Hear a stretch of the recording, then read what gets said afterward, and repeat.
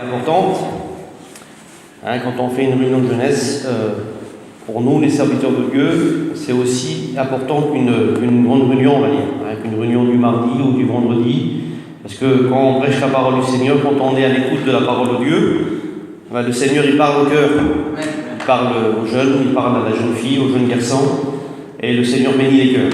Mais pour être béni de Dieu, il faut écouter la parole du Seigneur. Et il faut surtout la mettre en pratique. Amen. Alors ce soir, on va lire la Bible ensemble, on va partager la parole du Seigneur.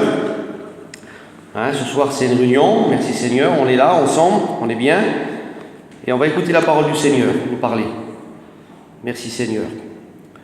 Alors sans aller plus loin, on va lire un verset dans la Bible, dans le livre d'Ésaïe, le prophète Ésaïe. Écoutez la lecture. C'est Dieu qui parle et il dit ces mots. Il parle, vous savez, concernant la terre, là où on habite pour l'instant, là où on vit, là où on est en ce moment, de passage, parce que la Bible nous apprend que sur la terre, on est de passage. On est là pour un temps et après, on sera parti. La Bible nous parle qu'on est des voyageurs sur la terre. On passe, on fait que passer. De fois, on veut s'établir quelque part, on veut rester là, mais quand on lit la Bible, on voit qu'on est que de passage. Et la Bible nous rappelle que sur la terre, on est là pour un temps. Mais dans le temps où on est sur la terre, Dieu nous donne sa grâce, nous donne le moyen de l'accepter ou de le refuser. C'est à nous de prendre la décision. On a un parcours sur la terre, et sur le long de ce parcours, on ne sait pas quand ce parcours s'arrête. On n'est pas maître de notre vie, on n'est pas maître de notre souffle. Mais le temps où on est sur la terre, là, le temps qu'on est encore en vie, Dieu nous tend la main, Dieu nous tend sa grâce, et c'est à nous d'accepter. Amen, merci Seigneur. Alors écoutez la lecture concernant cette terre là où on habite. Et bien souvent, nous, je dis nous, parce que l'être humain en général, il est terre à terre, il est terrestre, il se sent bien sur la terre, il est bien, parce qu'il a un petit peu de bien-être, il a des choses, et il se sent bien. Et il croit que ça va durer comme ça toute sa vie. Mais ça ne va pas durer comme ça toute une vie. Un jour, ça va s'arrêter. Il est marqué ça, écoutez, si vous avez la Bible, dans Ésaïe 24 et verset 19. Écoutez ce que dit Dieu concernant cette terre. Il dit comme ça, c'est beau, écoutez. Il dit, la terre est déchirée, la terre se brise, la terre chancelle comme un homme ivre, elle vacille comme une cabane. Son péché pèse sur elle, elle tombe et ne se relève plus. Vous avez vu la lecture, c'est une lecture importante. Il parle de la terre et il dit, la terre est déchirée, la terre se brise, la terre chancelle comme un homme ivre. Vous avez vu quelqu'un qui est ivre, une personne qui est ivre, elle n'est pas stable, elle est chancelante, elle bouge un petit peu, elle n'est pas stable, quelqu'un qui est ivre. Et il dit, le verset dit, la terre, elle vacille, comme une cabane, quelque chose qui vacille, quelque chose qui n'est pas stable, qui est incertain, c'est pas solide. Ben voilà comment elle est la terre, voilà comment la terre est en ce moment. Et nous, on croit que la terre est quelque chose qui va nous apporter du bonheur, on croit que la terre, c'est quelque chose qui va nous prolonger dans l'avenir. Non, la terre elle vacille, la terre. Le monde où on vit, à l'époque où on est maintenant, en 2019, la terre n'est pas stable. Et on le voit même sans lire la Bible, sans être un enfant du Seigneur, on peut s'apercevoir à travers tout ce qu'on voit sur la terre, à travers la télévision, à travers la radio, à travers toutes ces choses-là, on voit que la terre, elle n'est pas en bon état. Il se passe plein de choses sur la terre. Et nous, on n'est pas au courant de tout. Mais la planète, si vous voulez, elle n'est pas en bon état. On voit qu'il y a plein de choses qui se mettent en place et on voit qu'il y a plein de catastrophes qui se passent sur la Terre. Parce que la Terre, elle est pas stable. Les temps changent. Alors la Bible nous apprend qu'il faut placer sa confiance en Dieu. Amen. J'ai marqué sur ce petit papier que j'ai devant moi là. Je me suis renseigné un petit peu parce qu'on n'a pas beaucoup d'instructions, mais on se renseigne un petit peu, on apprend quelque chose, et j'ai appris, avec ce qu'on a maintenant en notre possession pour apprendre des choses, j'ai appris que la terre, elle mesure 40 075 km à peu près. Voilà le globe terrestre. Et nous, on est sur cette terre-là, qui fait à peu près 40 075 km. Et vous avez vu, je ne sais pas si vous avez fait l'expérience, moi je l'ai fait, quand on prend notre portable et qu'on regarde le globe terrestre, là, et un exemple, on va marquer chemin des Vignées, à Rieux, et on zoome dessus, on voit le chemin, là, on voit les maisons, on voit un peu tout.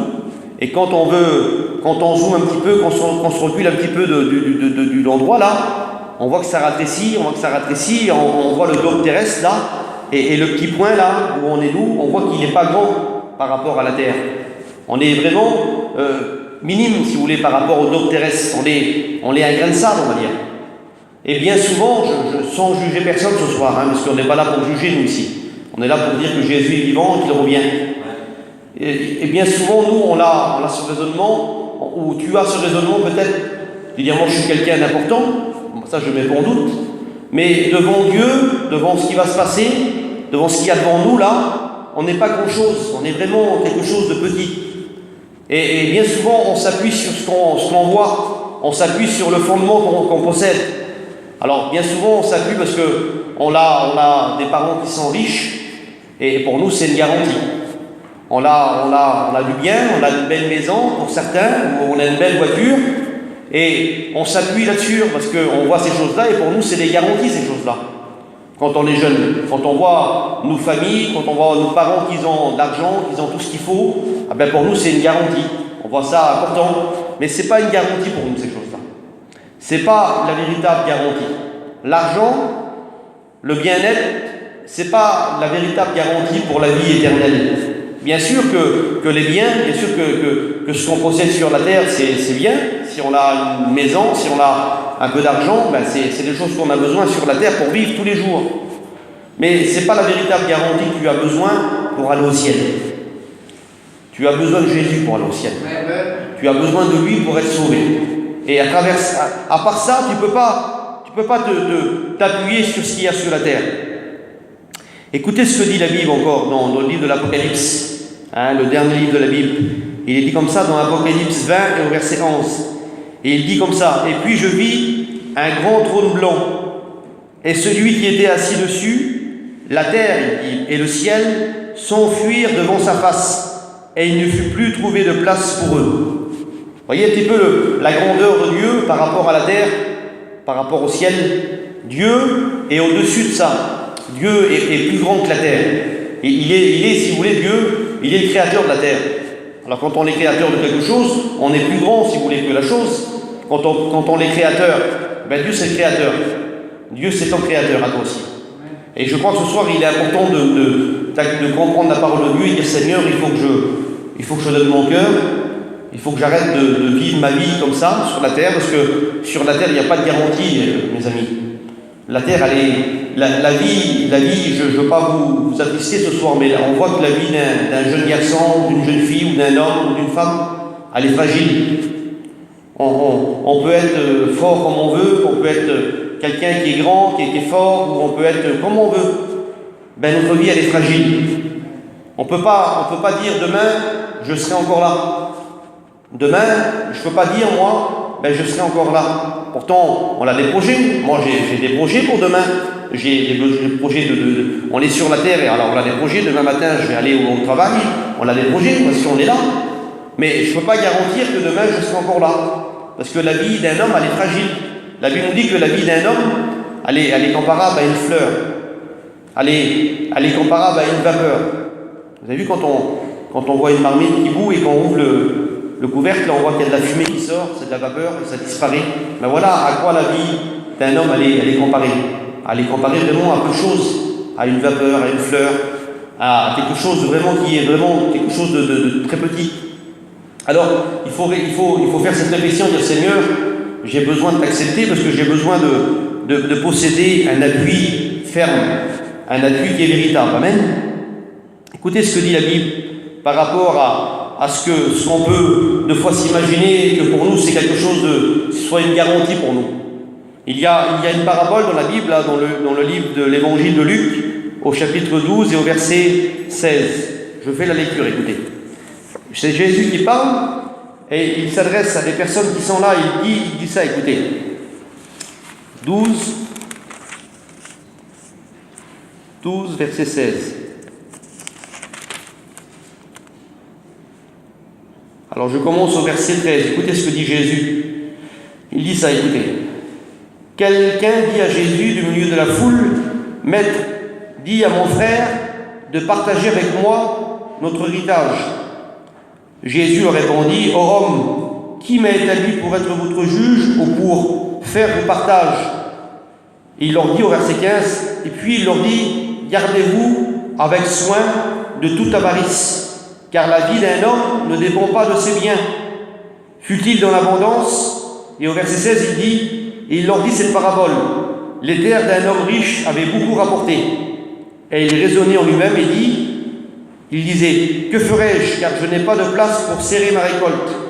Voici, dit-il, ce que je ferai. J'abattrai mes greniers, et j'en bâtirai des plus grands, et j'amasserai toute ma récolte, et tous mes biens.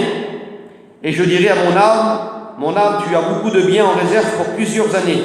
Repose-toi, mange, bois, et réjouis-toi. » Voilà ce que cet homme va dire. Il va dire, j'ai récolté, j'ai travaillé, j'ai ramassé, mais il n'y a pas assez de place. Alors je vais agrandir mes greniers, je vais agrandir mon endroit là, et je vais mettre encore plus d'argent, encore plus d'affaires. Et après je vais dire à mon âme, maintenant tu as tout ce qu'il faut. Tu peux vivre longtemps comme ça, tu peux vivre des années dans l'abondance. Voilà ce que cet homme va dire. Et au verset 20, Jésus va dire, mais Dieu lui dit, insensé, cette nuit même ton âme te sera redemandée. Est-ce que tu as préparé pour qui cela sera-t-il? Voyez un peu la lecture ce soir. On fait des projets, on veut s'appuyer sur nos richesses, sur ce qu'on possède, et des fois on se parle à nous-mêmes et on se dit, maintenant j'ai tout ce qu'il faut, alors maintenant je peux vivre comme ça longtemps, très longtemps, dans la tranquillité, dans l'abondance, et je suis tranquille. Non, on ne peut pas s'appuyer sur nos biens, on ne peut pas s'appuyer sur ce qu'on possède, parce que c'est factice, c'est pas stable, c'est pas quelque chose qui dure longtemps, c'est que de l'éphémère, ça ne dure pas longtemps.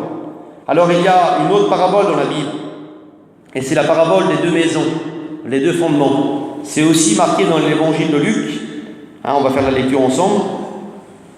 Luc 6 et verset 46, écoutez la lecture.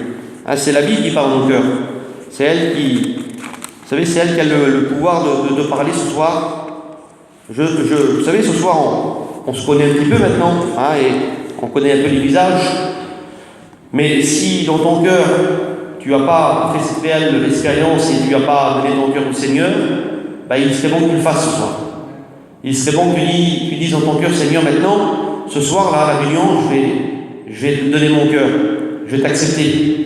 Parce qu'on ne peut pas, vous savez, on ne peut pas vivre toute une vie comme ça en disant, Seigneur, je viens à la réunion, j'insiste, j'écoute, et je repars dans ma petite vie après, et après je fais ce que je veux, je ne garde pas ta parole. Non, il faut la garder, la parole du Seigneur. Écoutez ce qui est marqué dans Luc 6 et Luc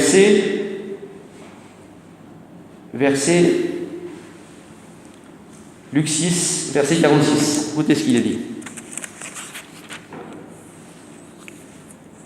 Voilà, écoutez, c'est Jésus qui parle et dit, « Pourquoi m'appelez-vous Seigneur, Seigneur, et ne faites pas ce que je dis ?»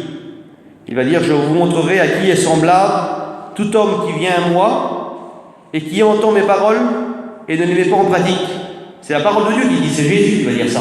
Il va dire, « Je vous montrerai à qui est semblable celui qui vient à la réunion, on va dire, celui qui vient écouter la parole de Dieu, et qui écoute, on peut écouter, il n'y a pas de problème, mais qui ne met pas en pratique. Parce que le plus important, c'est de garder et de mettre en pratique. Parce que si on écoute, simplement, on peut écouter, on peut écouter plein de choses dans le monde. On peut écouter plein de choses, mais si on ne met pas les choses en pratique, ça ne touche pas.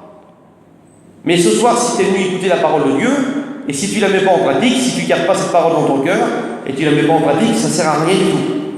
C'est du vent. Écoutez ce que dit Jésus par rapport à ça. Il va dire, je vous montrerai à qui est semblable tout homme qui vient à moi et qui entend mes paroles et ne les met pas en pratique.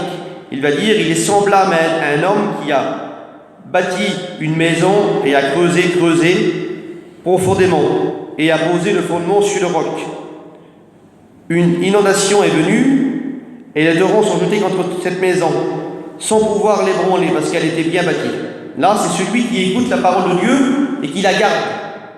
C'est celui qui écoute la parole de Dieu et qui la met en pratique. Celui-ci, celui qui écoute la parole de Dieu et qui garde la parole de Dieu, il est semblable à un homme qui a bâti une maison, qui a creusé au début et qui a posé un fondement solide et après il a bâti le sûr. C'est quelque chose de sûr quand on écoute la parole de Dieu. Quand on écoute la parole de Dieu et qu'on la met en pratique, il y a un fondement solide dans nos cœurs. Il y a quelque chose de sûr, de solide. Et un petit peu plus bas, ça continue. Et il dit, je vous montrerai semblable à tout homme qui vient à moi, entend mes paroles et les met en pratique. Il est semblable à un homme qui a bâti une maison creusée profondément et a posé le fondement sur le roc. Il va dire, une nation est venue, les torrents sont jetés contre cette maison, sans pouvoir l'ébranler, parce qu'elle était bien bâtie. Mais au verset 49, il est dit, mais celui qui entend mes paroles et ne les met pas en pratique, il est semblable à un homme qui a bâti une maison sur la terre, sans fondement. Les torrents sont jetés contre cette maison, et aussitôt elle est tombée, et la ruine de cette maison a été grande. Vous le savez très bien qu'on ne peut pas bâtir une maison sur du sable, sur de la terre. C'est pas correct si on décide de faire une maison et qu'on bâtit comme ça sur la terre, là, les fondements, ils ne vont pas durer longtemps. La vie d'un homme, c'est pareil. La vie d'un jeune garçon, d'une jeune fille, c'est pareil que ça. On ne peut pas bâtir notre vie sur du sable, sur de la terre qu'on vit en ce moment-là. Voilà ce que veut dire le verset. La terre, c'est le monde, hein, c'est la vie d'aujourd'hui. Mais il faut que tu bâtisses ta vie sur le Seigneur. Ici, il y a plein de chrétiens. Et on a tous, à des âges différents, accepté Dieu. Mais le jour qu'on a dit oui au Seigneur, on a décidé de bâtir notre vie sur Jésus. Amen. Parce que Jésus, c'est le fondement solide, lui. C'est celui qui ne bouge pas, c'est celui qui ne faillit pas, c'est celui qui ne trompe pas. Mais si on décide de ne pas bâtir notre vie sur le Seigneur Jésus, quand la tempête va venir, quand l'orage va venir, on n'aura pas de fondement solide. Mais ce soir, si tu décides de bâtir ta vie sur le Seigneur, quand Jésus va venir nous chercher, tu partiras avec nous. Amen. Tu partiras avec nous dans le ciel. Mais pour ça, il faut que tu bâtisses ta vie sur lui. Et pour bâtir sa vie sur Jésus, il n'y a pas une âge spécial à avoir. Il n'y a pas besoin d'avoir 80 ans ou 50 ans, ou 70 ans, ou 30 ans, non. On peut bâtir notre vie sur le Seigneur tout jeune. On peut bâtir notre vie à l'âge de 15 ans, 12 ans, 13 ans, je ne sais pas. On peut dire, Seigneur, je te donne mon cœur et je te suis. C'est vrai qu'on est jeune, c'est vrai qu'on n'a pas tout connu dans le monde, mais ça ne nous intéresse pas. On veut bâtir notre vie sur le Seigneur. Et une fois qu'on a bâti la vie sur Jésus, on grandit tout doucement, on vit avec le Seigneur, on commence à prendre de l'âge, on commence à vieillir et on voit qu'on a besoin du Seigneur, même si on a bâti notre vie sur le Seigneur tout jeune, avec les années, on voit qu'on a encore besoin de lui parce qu'on a besoin que notre maison soit bien solide, notre vie soit bien solide tous les jours. Et c'est avec la grâce du Seigneur qu'on arrive. Amen. Alors voilà ce que je voulais vous dire ce soir. Écoutez ce que dit la Bible. Je lis ce verset-là, puis on va finir. Il est dit comme ça dans le Proverbe 14 et au verset 26. Il va dire, celui qui craint l'Éternel possède un appui ferme. Amen. Amen. Celui qui craint l'Éternel. Et vous savez, dans le mot craindre, c'est pas avoir peur, parce que Dieu, il n'est pas méchant avec nous. Mais c'est lui qui aime Dieu, celui qui craint Dieu, qui aime Dieu, qui est à l'écoute de Dieu. Il possède un appui ferme, quelque chose de solide, quelque chose qui ne bouge pas. Même si on passe dans les épreuves, même si on passe par les difficultés de la vie, ça arrive, on a un appui ferme, c'est Jésus. Amen. Alors je sais que ce soir, on est des chrétiens, il y a pas mal de chrétiens ce soir, mais s'il y aurait simplement une ou deux ou trois personnes qui n'auraient pas bâti sa vie sur Jésus, ça tu peux le faire. Si tu as écouté la parole de Dieu ce soir et que tu gardes la parole dans ton cœur, et que tu la mets en pratique, et si tu acceptes Jésus ce soir, tu peux avoir ces fondements solides là, si tu bâtis ta vie sur le Seigneur. Et quand on bâtit notre vie sur le Seigneur, après, je dis ça parce qu'on est des jeunes ensemble, on a la liberté, une fois qu'on a bâti notre vie sur Dieu, après notre foyer aussi, il est bâti sur le Seigneur. Le jour où vous allez vous marier, il y en a qui sont mariés ce soir, il y en a qui ne sont pas encore mariés, le jour où vous allez vous marier, un jour vous allez aussi bâtir votre foyer sur le Seigneur Jésus. Votre foyer dans le Seigneur. Parce que quand on n'a pas notre foyer dans le Seigneur, c'est difficile, c'est compliqué. Mais le jour où on accepte Jésus, le jour où on est béni, le jour où on a un foyer qui est chrétien, qui appartient à Dieu, ben le Seigneur nous aide dans notre foyer. Il nous aide avec nos enfants. On grandit avec le Seigneur. Alors si tu veux dans ton cœur avoir ce fondement solide, ben, la proposition t'est offerte ce soir. Le salut t'est offert. Si tu veux l'accepter, tu peux le faire ce soir. Même si la réunion elle est simple, il n'y a pas de grandes choses. Le fait d'écouter la parole de Dieu et de garder la parole de Dieu, ça suffit ça, pour être béni. Amen. Alors si vous voulez, on va prier le Seigneur maintenant. J'ai dit ce que j'avais à dire. Vous savez, on n'est pas pris par le temps, on n'est pas pris par l'heure, on n'est pas obligé de finir à l'heure précise. Le principal, c'est que tu as écouté la parole de Dieu et que tu as gardé la parole de Dieu dans ton cœur et que tu la mets en pratique. Et si tu fais ça, ben, tu vas bâtir ta vie sur un fondement solide. Alors ce soir, on va fermer les yeux ensemble, s'il vous plaît, tout le monde, et on va prier le Seigneur. Et je vais prier le Seigneur, et après, dans la liberté, je ferai un appel pour savoir si quelqu'un voudrait accepter le Seigneur. Amen. On prie le Seigneur ensemble. Seigneur, merci pour ta parole. Merci pour ces quelques mots, Seigneur.